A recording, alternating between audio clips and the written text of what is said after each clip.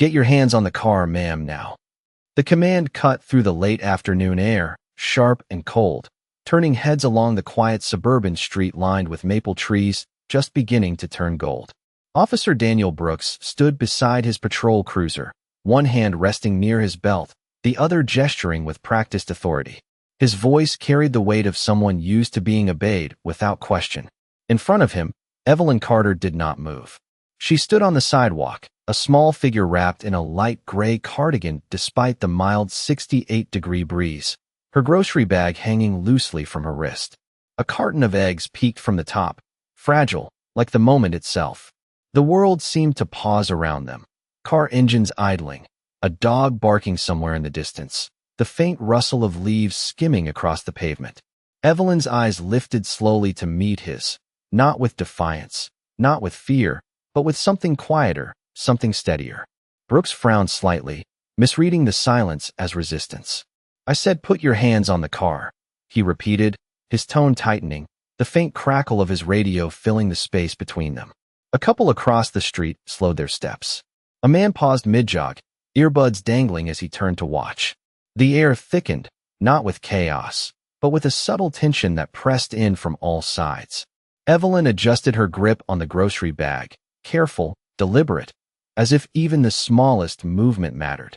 Her fingers, lined with age and experience, trembled just slightly, but not from fear. She set the bag gently on the ground beside her feet, the eggs still intact, then lifted her hands slowly, palms open, the sunlight catching the thin veins beneath her skin. Brooks stepped closer, the gravel beneath his boots crunching with each measured step, his shadow stretching across her shoes. Up close, he noticed details he hadn't before. The soft creases at the corners of her eyes, the faint scent of lavender, the calmness in her breathing that didn't match the situation unfolding. It unsettled him, though he couldn't say why. "You fit the description," he said, more to fill the silence than to explain it, though the words felt hollow even as they left his mouth. Evelyn tilted her head just slightly, as if listening to something deeper than his voice. The breeze lifted a strand of her silver hair, brushing it gently across her cheek.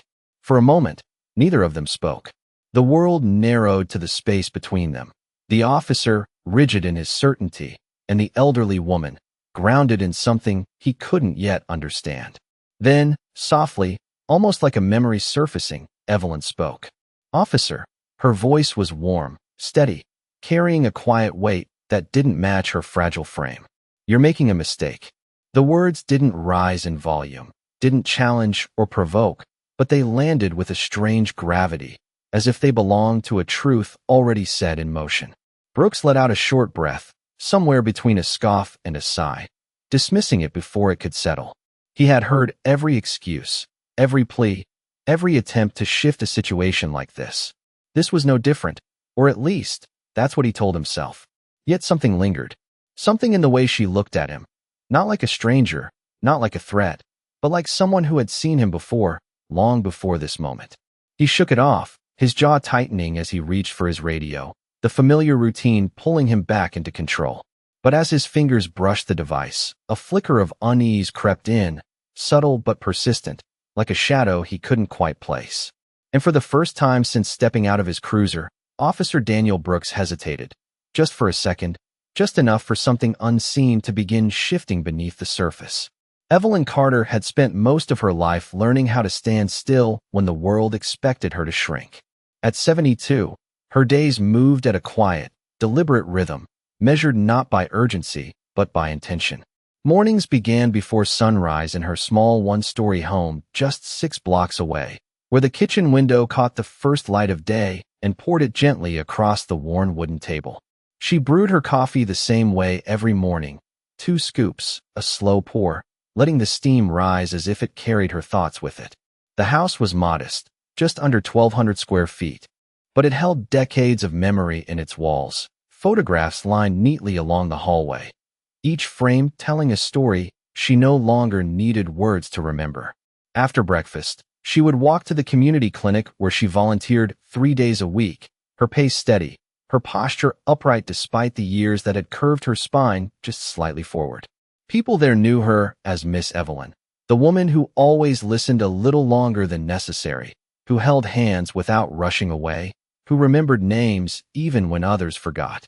She had once been a registered nurse, back when the hospital halls were louder, harsher, and far less forgiving, but she never spoke about those years unless someone asked directly.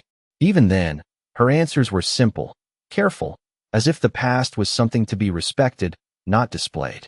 Today had been no different, or at least it had not started that way. She had stopped by the local grocery store on Maple Avenue, picking up a few essentials, a dozen eggs, a loaf of bread, a small container of milk. The cashier, a young man with tired eyes, had smiled when he saw her, the kind of smile that came from familiarity rather than obligation. Outside, the afternoon air had been soft, the kind that carried the scent of early fall and distant chimney smoke. She had walked slowly, not because she had to, but because she chose to, taking in the quiet details most people rushed past. And yet, standing now beside the patrol car, hands raised, she felt none of the fear that might have once lived in moments like this. Instead, there was a stillness inside her, something grounded, something earned over years of seeing people at their worst and choosing, again and again, to meet them with something better. Her eyes rested on Officer Brooks, not searching, not judging, just observing with a kind of patience that felt almost out of place. There was something familiar in the way he held himself, the tension in his shoulders, the way his breath came just a fraction too shallow, as if he were carrying something heavier than the situation required. She noticed these things the way she always had, quietly, instinctively, the habits of a life spent caring for others, never quite leaving her.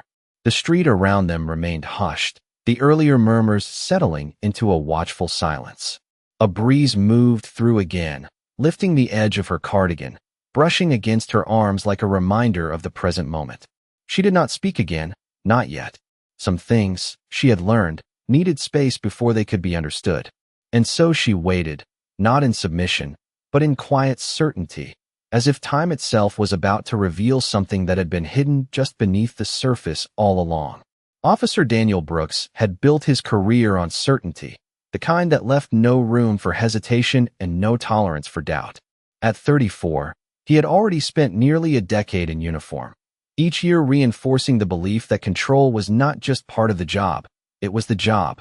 His patrol route covered neighborhoods like this one, quiet streets, well-kept lawns, the illusion of calm that he had learned could shift without warning.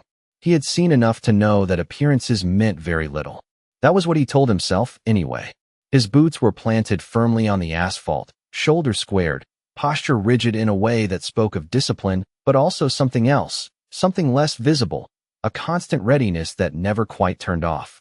The radio clipped to his vest crackled faintly again, dispatch chatter blending into the background noise he barely registered anymore. His focus stayed locked on Evelyn, on the way she stood without urgency, without the subtle panic he had come to expect in situations like this. It unsettled him more than open defiance would have. People usually reacted, they explained, they protested, they rushed to prove something. She did none of that. Brooks shifted his weight slightly, the movement small but deliberate, as if reasserting his presence in a moment that felt just slightly out of his control.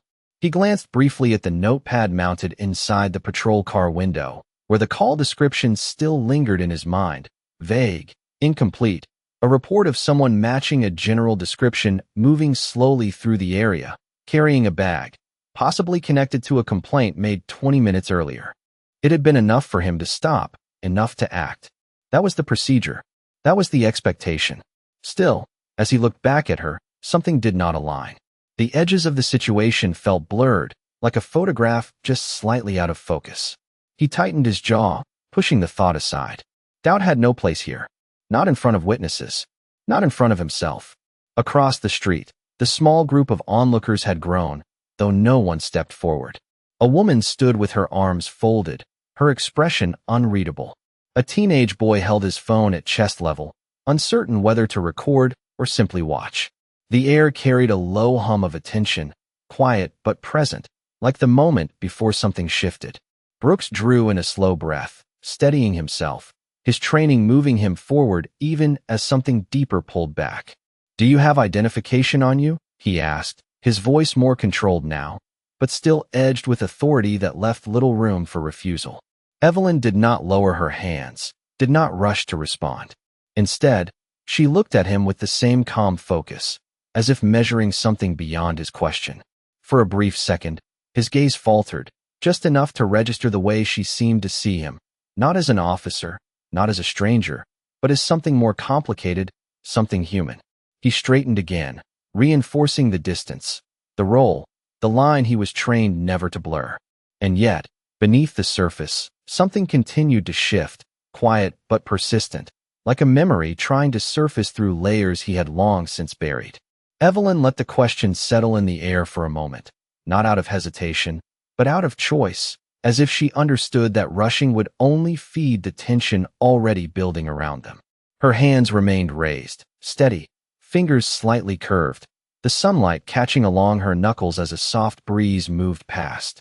She glanced briefly toward the grocery bag at her feet, then back to Officer Brooks, her expression unchanged, calm, grounded, almost gentle in a way that did not match the situation. "Yes, officer," she said quietly, her voice even, clear enough to carry but never rising above what was necessary. "I do."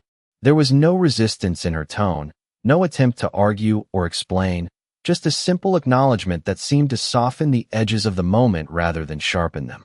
Brooks nodded once, though the movement felt more automatic than intentional, his training guiding him forward. "Then go ahead and reach for it slowly," he instructed, his eyes narrowing slightly as he watched her every movement. The words came out measured, controlled, but there was an undercurrent now, something less certain than before. Evelyn lowered her hands just enough to reach into the side pocket of her cardigan, her motion deliberate, unhurried, each second stretching just slightly longer than it should. The street remained quiet, the earlier murmurs fading into a watchful stillness. Somewhere in the distance, a car door closed, the sound echoing faintly before disappearing again. As her fingers slipped into the pocket, she paused for just a fraction of a second, not enough to alarm, but enough to draw attention. Brooks felt it immediately, that subtle shift, the way his focus sharpened, the way his breath slowed without him realizing it. Then she pulled out a small leather wallet, worn at the edges, the kind that had been opened and closed thousands of times over the years. She held it carefully, almost respectfully, before extending it slightly toward him without stepping forward. Brooks hesitated, just briefly, before taking a step closer, his hand reaching out to accept it. Their fingers did not touch, but the distance between them felt smaller now, more defined. He flipped the wallet open, scanning the identification inside, his eyes moving quickly at first, then slowing as he read the name printed clearly across the card. Evelyn Carter. The name settled in his mind, familiar in a way he could not immediately place. He frowned slightly, looking back up at her, then down again at the card, as if expecting it to reveal something more the second time. "You live around here?" he asked, though the address was already printed in front of him. "6 blocks down," she replied, her voice still steady, still calm, as if she had all the time in the world. Brooks nodded again, but this time, the motion felt different, less certain, as though the simple answers were not aligning with the tension he had brought into the moment. He glanced toward the grocery bag again, the eggs still untouched, then back at Evelyn, who stood quietly, waiting, not with impatience, but with a kind of quiet confidence that did not need to announce itself. The radio on his shoulder crackled once more, louder this time, pulling his attention just slightly away. He shifted his stance, the weight of the situation pressing differently now, less like control and more like something he needed to understand. And as he stood there, identification in hand, eyes moving between the card and the woman in front of him, a question began to form, not from protocol, but from something deeper, something he had not expected to feel in a moment like this. The name stayed in his hand longer than it should have, the edges of the card pressing lightly against his fingers as if grounding him in a moment that was beginning to slip. Evelyn Carter. He read it again, slower this time, his eyes tracing each letter as though something hidden might reveal itself if he looked long enough. The radio on his shoulder crackled sharply, pulling his attention back with a sudden urgency that cut through the quiet. Unit 12, be advised, suspect description updated. The dispatcher's voice came through, clear, firm, echoing slightly against the metal frame of the cruiser. Brooks lifted the radio instinctively, his posture tightening again, slipping back into routine. "Go ahead," he replied, his voice steady, but something underneath it had shifted. Male, mid-30s, wearing a dark hoodie, last seen heading east on Maple. Not elderly, not female. The words landed one by one, each one heavier than the last. Brooks did not respond immediately.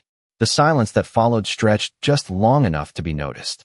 Across the street, someone exhaled audibly, the sound barely contained. The teenage boy lowered his phone slightly, uncertainty replacing curiosity. Brooks lowered the radio slowly, his grip loosening just enough to reveal the tension in his hand. He looked down at the identification again, then back. At Evelyn, who had not moved, not even an inch. Her hands were no longer raised, resting now gently at her sides, her posture unchanged, her gaze steady, almost patient. There was no accusation in her expression, no visible reaction to what had just been confirmed. That, more than anything, unsettled him. He cleared his throat, the sound dry, controlled, but not as confident as before. "You can lower your hands," he said, though she already had. The words felt late, unnecessary, but he said them anyway. Evelyn gave a small nod, not in relief, but in acknowledgement, as if she had been expecting this moment all along. Brooks shifted his weight again, the gravel beneath his boots sounding louder now in the quiet. He glanced briefly toward the grocery bag, the eggs still untouched, then back at the street, at the people who had stopped to watch. Their presence felt different now, heavier, more defined. He handed the identification back, his arm extending with a slight stiffness that had not been there before. "There was a report," he began, his voice measured, searching for footing that no longer felt solid. "I was just following up." The explanation sounded routine, practiced, but even he could hear the gap between the words and the moment they were trying to justify.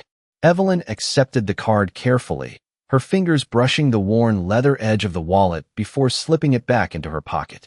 She did not rush, did not fill the silence with unnecessary words. Instead, she simply looked at him, her eyes soft but unwavering, holding something deeper than the situation itself. Brooks felt it then, unmistakably, a quiet pressure building behind his ribs, not from the crowd, not from the radio, but from something internal, something he could not command or dismiss. The certainty he had walked into this moment with was gone, replaced by something far less comfortable. And for the first time since stepping out of his cruiser, the authority in his posture did not feel like strength, but like something he needed to question. The street seemed to exhale all at once, as if the tension that had held everything in place was finally loosening, but not disappearing, just shifting into something quieter, heavier. A faint breeze moved through again, brushing against the trees, carrying the soft rustle of leaves across the pavement. Evelyn bent slightly at the waist, slow and careful, and reached down for her grocery bag, lifting it with both hands as if nothing in the moment had changed, as if this were just another stop on her walk home. The eggs inside shifted gently, but did not crack. She adjusted her grip, steady, practiced, then straightened, her shoulders relaxed, her posture composed. Brooks watched her without speaking, his hands now empty, his radio silent against his chest.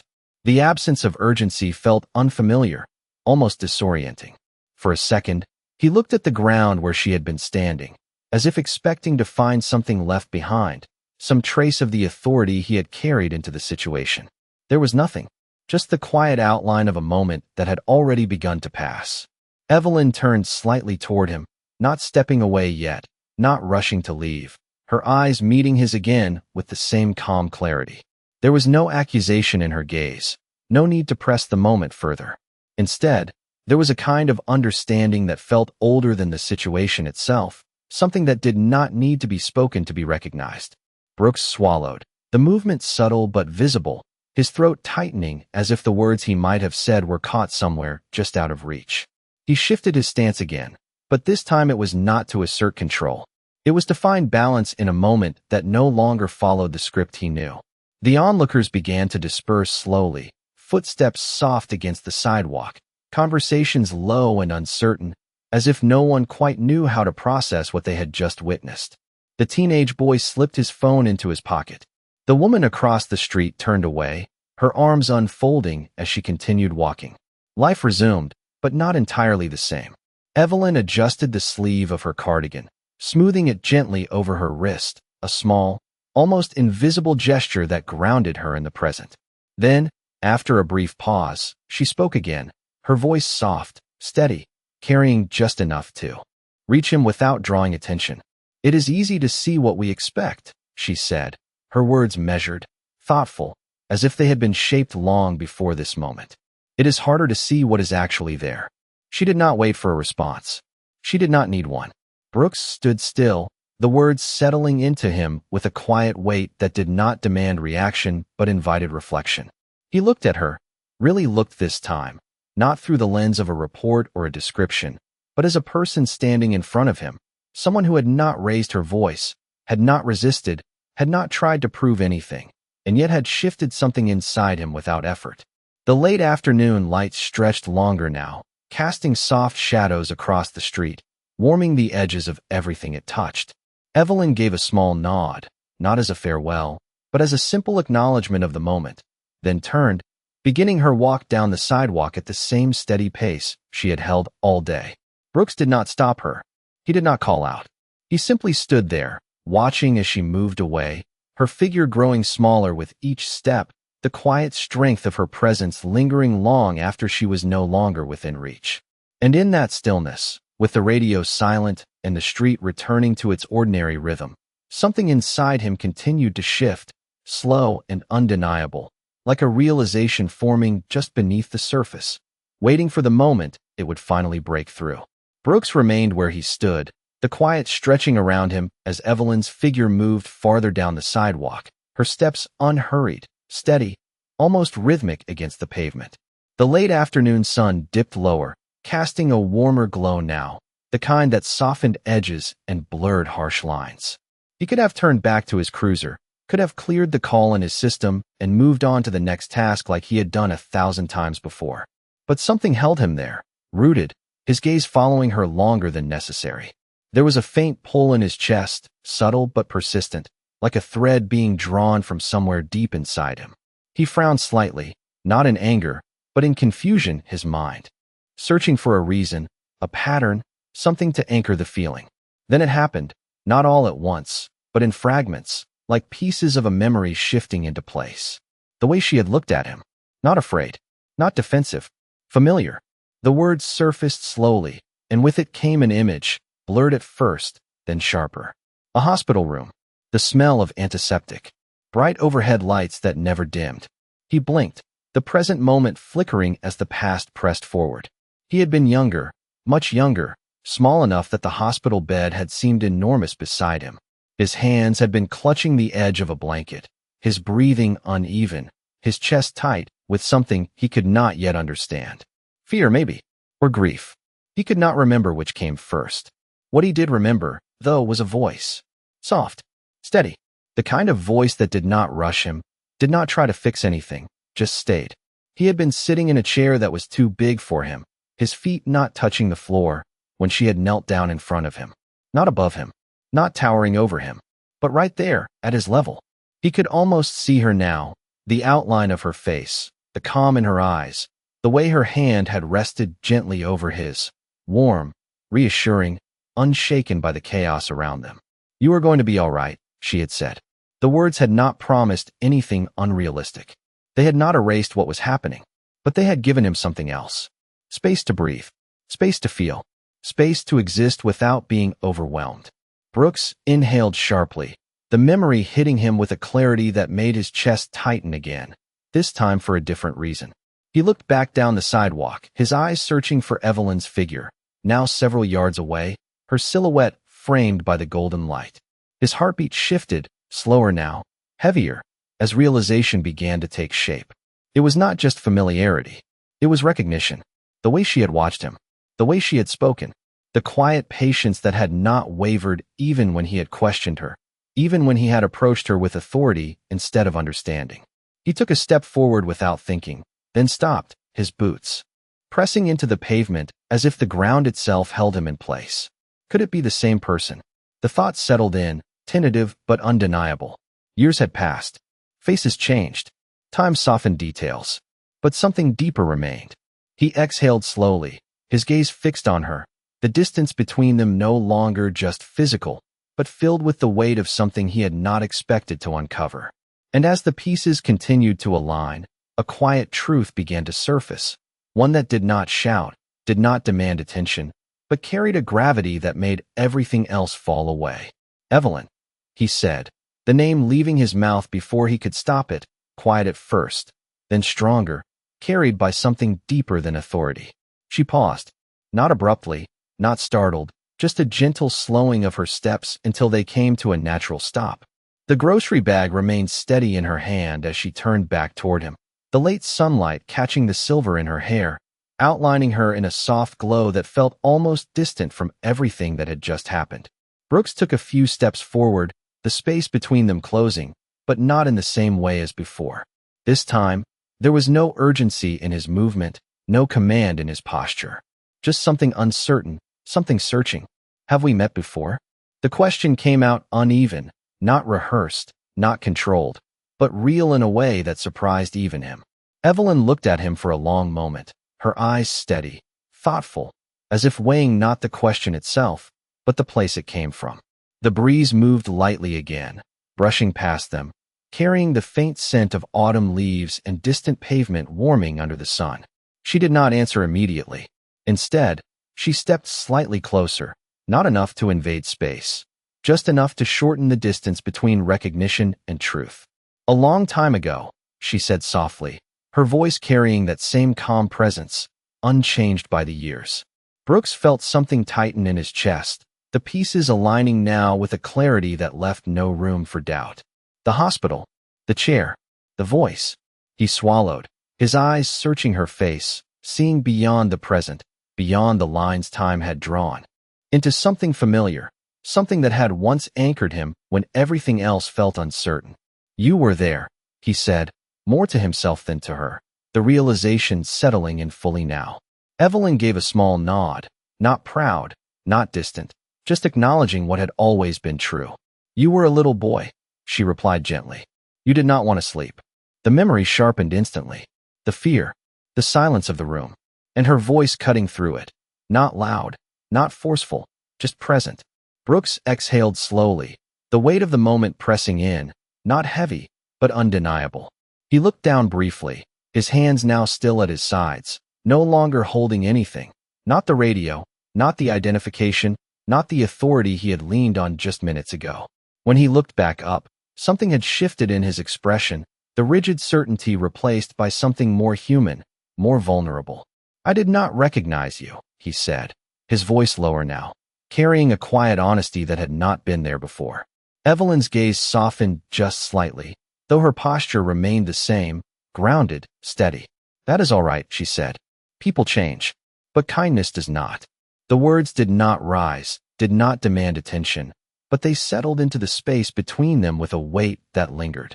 Brooks nodded once, the movement small, but real, as if accepting something he could not undo, but could finally understand. The street around them continued on, cars passing in the distance, footsteps fading in and out, but the moment between them remained still, held in a quiet recognition that needed no further explanation. And in that stillness, the distance between who he had been and who he was becoming felt just a little smaller. For a moment, neither of them moved, as if the world had quietly stepped back to give space to something that did not happen often enough. The sunlight stretched longer across the pavement, turning the edges of the street into soft gold, the kind of light that made everything feel slower, more deliberate. Evelyn shifted the grocery bag slightly in her hand, the faint rustle of paper breaking the stillness just enough to remind them both that time had not stopped, even if it felt like it had. Brooks drew in a breath, deeper this time, his shoulders lowering just slightly, the rigid line of his posture easing in a way that was almost unnoticeable unless someone was looking for it. He glanced down the street, then back at her, as if measuring the distance not just in steps, but in understanding. I am sorry, he said finally, the words simple, unadorned, but carrying more weight than anything he had said before. There was no performance in it, no attempt to recover authority or explain away what had already happened. Just an acknowledgement, quiet and real. Evelyn studied him for a moment, her eyes steady, not searching for perfection, not expecting anything more than what was given. Then she gave a small nod, the kind that did not erase the moment, but allowed it to settle into something that could be carried forward without bitterness. "What matters," she said gently, "is what you do after you see clearly." Brooks let the words sit with him, not rushing to respond, not needing to. He understood them in a way that did not require explanation, the meaning settling somewhere deeper than thought. He nodded once in return, slower this time, as if committing to something he could not yet fully name, but knew he could not ignore. Evelyn turned again, her steps resuming at the same steady pace, the rhythm unchanged, the quiet strength of it moving forward without hesitation. The distance between them grew, but it no longer felt like separation. It felt like direction. Brooks remained where he stood, his gaze following her until she reached the corner, her figure gradually blending into the soft movement of the neighborhood, until she was no longer visible at all. The street returned to its ordinary rhythm, cars passing, leaves shifting, the faint hum of life continuing as it always did. But something in him did not return to what it had been before. He looked down at his hands, then slowly removed his radio from his shoulder, adjusting it back into place with a care that felt more intentional than routine. The patrol car sat just a few feet away, unchanged, waiting, but the space between him and that familiar routine felt different now, no longer automatic. He took a step toward it, then paused, glancing once more in the direction Evelyn had gone, as if marking the moment in a way that would not fade. The late afternoon light softened further, shadows lengthening across the pavement, stretching quietly into the evening. Brooks exhaled, long and steady, and for the first time that day, the breath did not feel forced. It felt chosen. He opened the door to the cruiser, but did not get in right away. Instead, he stood there for a second longer, the silence around him no longer empty, but full of something he had not expected to find. And then, without another word, without any need to fill the space, he stepped forward into the next moment, carrying with him something that could not be seen, but would not be forgotten.